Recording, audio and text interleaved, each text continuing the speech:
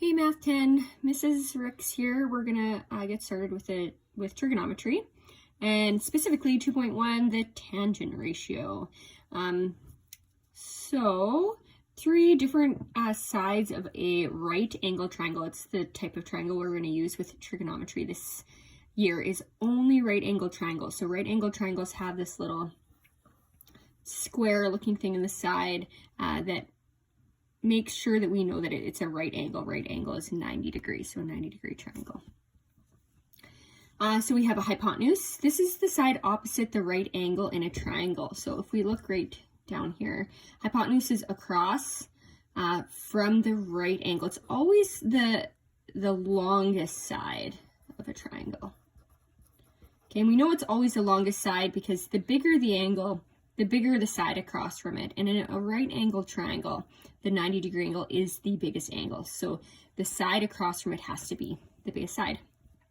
Now, when we're looking at certain angles, the opposite side to whichever angle that we're looking at, not including the 90-degree angle, is the side across from the acute angle being considered in a right triangle. The side does not form one of the arms of the angle being considered.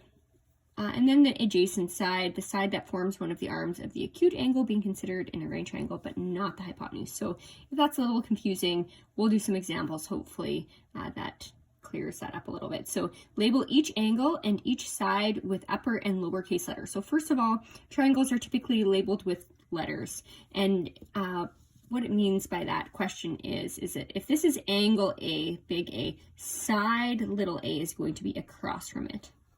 Okay, if this is side F, angle F is going to be across from it. And if this is side B, angle B will be across from it. Okay, so the angles are represented with uppercase letters and the sides are labeled with lowercase letters, and it's always across. So angle A, side A is across. Angle B, side B is across. Angle F, side F is across. So here, I did label that as hypotenuse, but if I wanted to label it with a letter, I would just label it as letter D.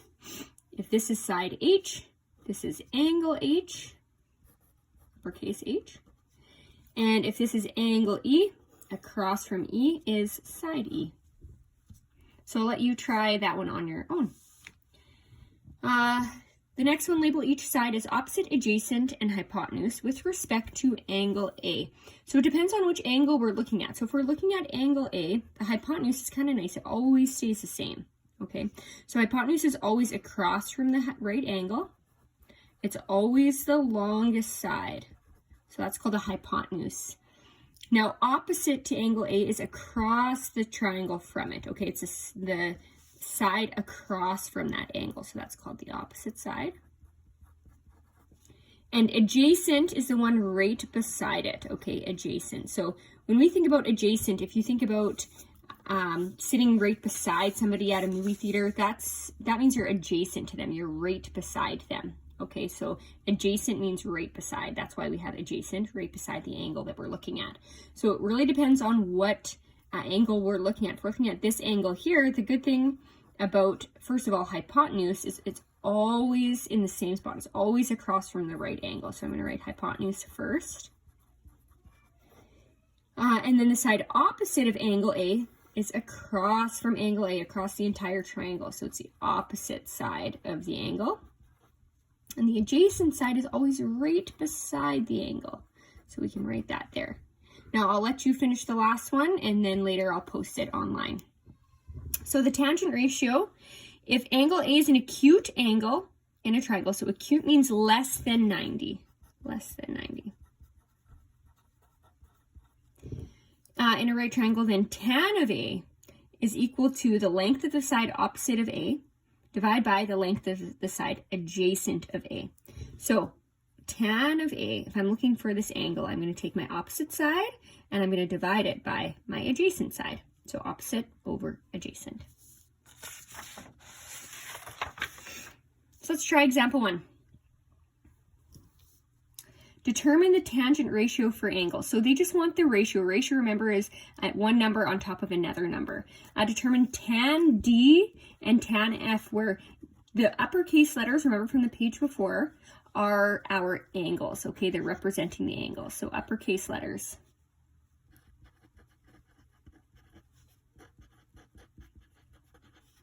Are representing the angles.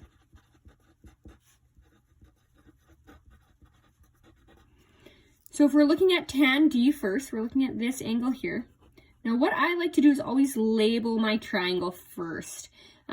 And so I'm going to do that. So tan D, first of all, I know hypotenuse is always across from the right angle, so I'm going to write my hypotenuse. Now tan, when we work with tan, we actually never have to worry about the hypotenuse. Tan is always has to do with my opposite side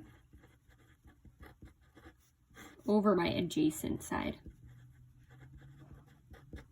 Okay, so I'm just looking for my opposite and adjacent. But it's nice to have hypotenuse there just so that I know that I'm not using that side. So my opposite is 3, and my adjacent is 4 when I'm looking at angle D. So how I would write that is tan D is equal to my opposite side, which is 3, divided by my adjacent side, which is 4. Now I'm going to do the same thing, but with tan of F. Now when I look at tan F, and I'll just use a different color for tan F. So when I look at F, my sides actually change. Now one good thing is hypotenuse stays the same, but when I'm working with tan, I actually don't need to worry about hypotenuse. But now this side is across, so this becomes my opposite. So I'm just going to write it over top and in red. And this becomes adjacent because it's right beside that angle. Okay, so tan of F is equal to my opposite side, which is 4, divided by my adjacent side, which is 3. So the sides just switch. All right, I'm going to let you try to do the next one on your own.